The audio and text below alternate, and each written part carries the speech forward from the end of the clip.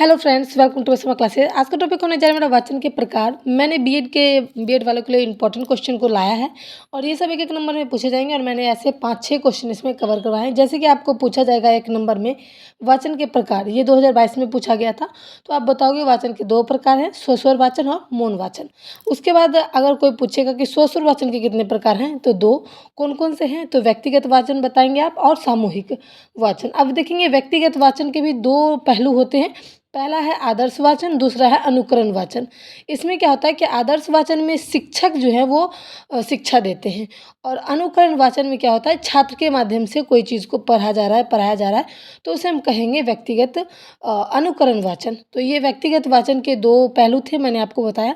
उसके बाद आता है सामूहिक वाचन। सामूहिक वाचन क्या होता है कि 2-4 बच्चे हो गए, 5-6 बच्चे हो गए, उसको एक समूह बना करके उसमें शिक्षा दी जाती है, उसे हम सामूहिक वाचन कहेंगे। और ये जो है ये ज़्यादा अच्छा होता है छोटी क्लास के बच्चों के लिए कि समूह बना करके शिक्षा दी जाती है, चाहे वो 2 हो, 4 हो, 5 हो, 10 हो। लेकिन बड़े छात्रों के लिए ये चीज़ जो है संभव नहीं है, अच्छा भी नहीं है, क्योंकि उन्हें ज़्यादा समझ में नहीं आएगी। इसलिए समूह वाचन जो है वो छोटे क्लास के बच्चों के लिए ज़्यादा अच्छा होता है।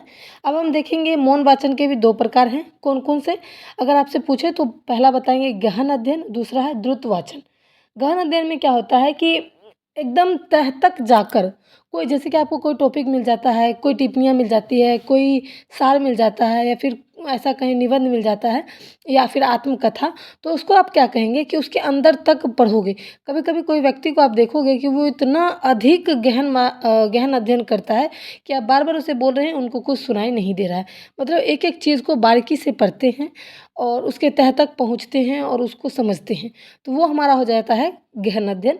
और द्रुत वाचन में क्या होता है कि मतलब गति से पढ़ा जाता है, यानी कि अगर आप चाहें तो तेज़ी से पढ़ सकते हैं और उसमें तेज़ी से ही पढ़ा जाता है, उसकी गति जो है वो थोड़ी तेज़ होती है द्रुत वाचन। लेकिन गहन अध्ययन में ऐसा नहीं है, अगर आप चाहें तो धीरे से पढ़ सकते हैं, तेज़ से पढ़ सकते हैं। बस गहन अध्ययन का एक ये मेन कारण है कि वो अंदर तक, तह तक जाते हैं उस चीज़ों को, जिस चीज़ को वो पढ़ रहे हैं, वो तह तक पहुँचकर ही निर्णय ले पाते हैं। तो यही हमारा गहन अध्ययन है। यहाँ पर मैंने एक एक नंबर के 3-4 क्वेश्चन को करवा दिया है। अब आता है हमारा वाचन शिक्षण की विधियाँ। इसमें भी मैं आपको शॉर्टकट लेके चलूँगी, ज़्यादा बढ़ाऊँगी नहीं और समझ में भी आपको आएगा। जैसे कि वर्ण विधि, शब्द विधि, वाक्य विधि, कविता विधि, ये सब क्या है, वाचन शिक्षण की विधियाँ हैं। पहला विधि वर्ण विधि मैंने बताया। वर्ण जो है वो अ, आ, ए, ऐ, मतलब ओ आ से लेके य तक की जितनी भी होती है वो सब क्या है, वर्ण। क्योंकि वर्ण को तोड़ा नहीं जाता है, वो सिंगल ही होता है, अकेला ही होता है। जैसे हो गया, अब इसको हम कहाँ तोड़ेंगे, नहीं तोड़ पाएंगे, इसलिए वो वर्ण विधि कहलाएगी। ठीक है। अब देखेंगे शब्द। शब्द क्या होता है, कोई एक शब्द हो गया, जैसे कि मैंने आपको बताया खुशी ले लो, किसी के नाम खुशी है, अगर किसी को देख के, कोई चीज़ को देख के आप ज़्यादा खुश हो गए, जैसे आम हो गया, तो ये सब एक शब्द है, शब्द, इसे हम शब्द विधि कहेंगे। उसके बाद आता है वाक्य विधि। वाक्य में क्या होता है, एक पूरा सेंटेंस होता है। जैसे कि हम कहेंगे राम सोता है, ये हमारा वाक्य बन गया। सीता पत्र लिखती है या फिर लिखती है, तो ये जो है ये हमारा क्या हो जाएगा, वाक्य विधि। ये पूरा ही सेंटेंस है, पूरा ही एक वाक्य है।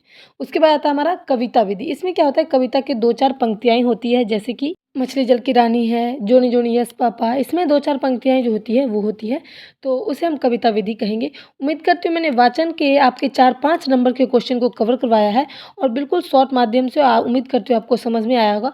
अगर समझ में आया तो प्लीज़ इस वीडियो को शेयर करें, ज़्यादा से ज़्यादा इस वीडियो को लाइक करें, सब्सक्राइब करें, कमेंट करें। Thanks for watching my video.